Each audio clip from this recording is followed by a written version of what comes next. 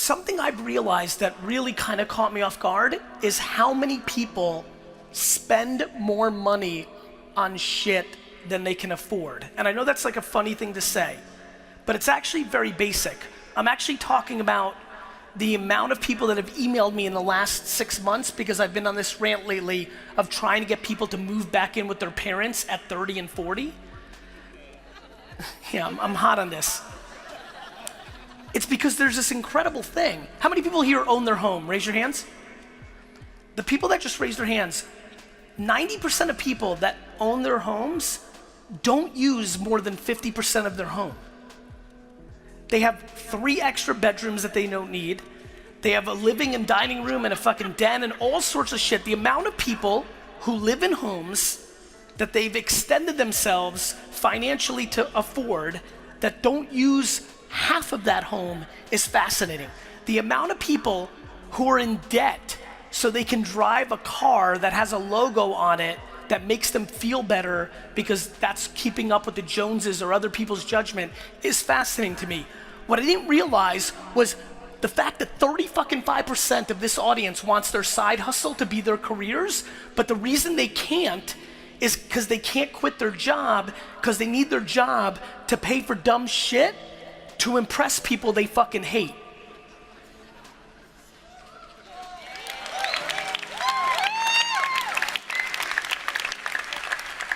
And so, especially while the economy globally is frothy, I am aggressively throwing up for debate to the third of this audience that is trying to get their side hustle to be their job, for them to give a real thought to what it would look like if they were to downsize their home and their car and their vacations and their watch to put themselves in a position to be happy.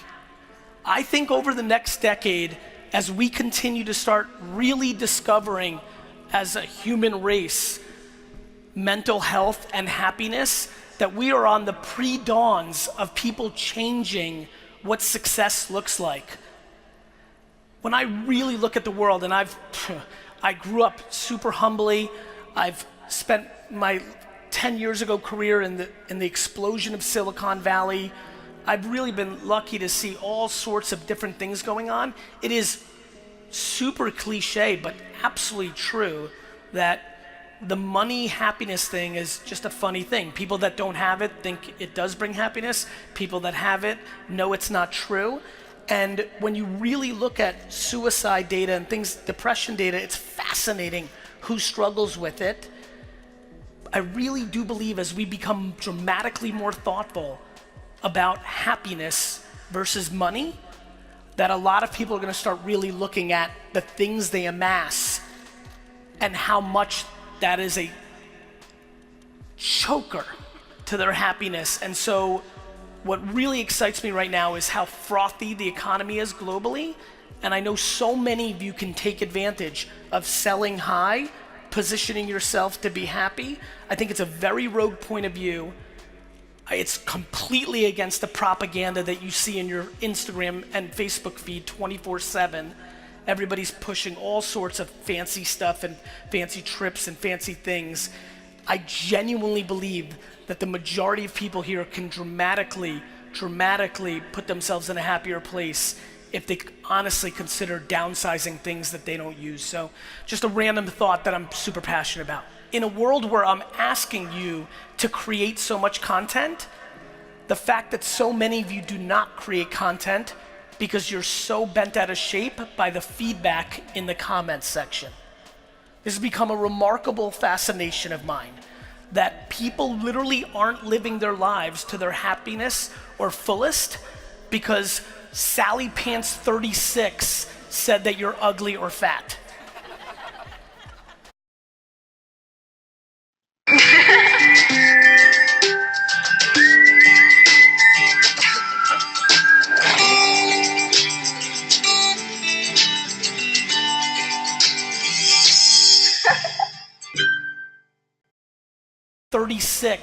Said that you're ugly or fat.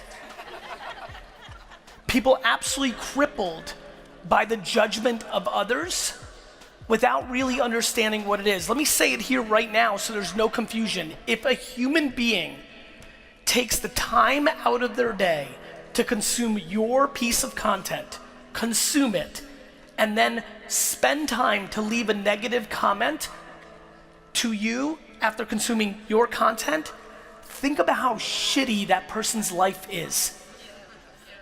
Somebody literally has the time to consume your content and try to drag you down. My friends, misery loves company is one of the most interesting sayings that has been in culture for a long time. It most manifests in a very poor way when I watch parents drag their kids into shit because they're upset.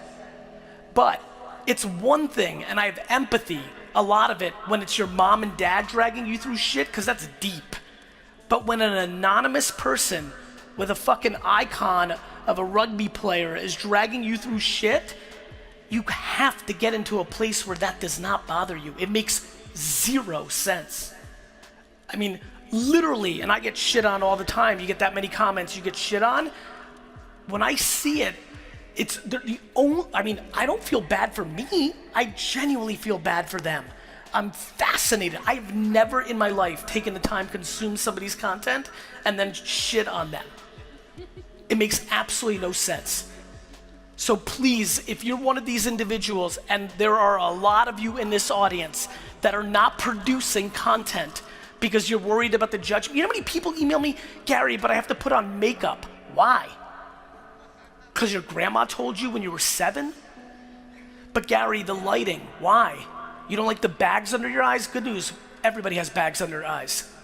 Like, there is an enormous amount of insecurity in the system that is stopping people from creating the things they want, and it needs to be talked about in a much bigger way. The judgment of others is a fascinating thing. Do you know how many people say to me, Gary, I don't think Facebook and Instagram, that stuff doesn't work. Yet in the other mouth, during that same dinner, all they talk about is how social media is fucking up the government or countries or the world. Literally, you're telling me that Facebook's powerful enough to change the global world and governments, but it's not powerful enough to sell some of your t-shirts or your landscaping business services? My friends, take it for what it is. We are all obnoxiously fortunate to be living through this era right now. What this era is, just to quantify it, is we are now at the maturity of the internet. The internet now is at scale. We all live there. It is real. It's not what I grew up with, which it was coming. It is here. It is at scale. And the reality of the situation is, how many people, one more time, with side hustles? Raise your hands. Everyone.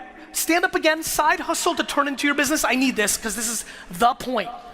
Side hustle to turn into your business. I just need every single person that's standing to understand one thing. Your grandparents couldn't even dream to turn a side hustle into their business because the internet didn't fucking exist. They just had to eat shit and live their life and put food on the table and a roof over their head and then fucking die. I'm being serious. We are so outlandishly fortunate to have this era, and what everybody's doing is spending all their time deploying cynicism and looking at the things that are negative about it without realizing it is the full empowerment to whatever you want if you're willing to be a practitioner and actually learn this shit and execute it. This era will go away. Many of you follow me know I'm all focused on voice and Alexa and all this. It's all gonna happen. Shit changes. Whether it's blockchain or AR or VR or voice, this internet era, this golden era as we stand here today will go away. And then, for the same reason that I didn't make any fucking videos for 5 years because I had nothing to say, there won't be a great deal like influencers and Instagram and Facebook. And you will deploy regret because you've heard me pound it down your throat and you did nothing about it. So please, Melbourne, do me a fucking favor on my 37 fucking hour flight to get here. Please make this event, this talk, the time that you actually go home and start fucking executing. Because I'll be very honest with you, I'm fucking tired of the 1,000 emails every week that I get that are the same exact thing, titled, I don't know why it took me 4.5 years of listening to the same shit to finally do it, but I'm really glad I did, because in the last 7 months I made $80,000, and before I used to be $40,000 in debt. Please make tonight the beginning of the next chapter of your life, because when it goes away, I'm gonna get quiet and execute, and you're gonna wish you did something about it tonight. Thank you.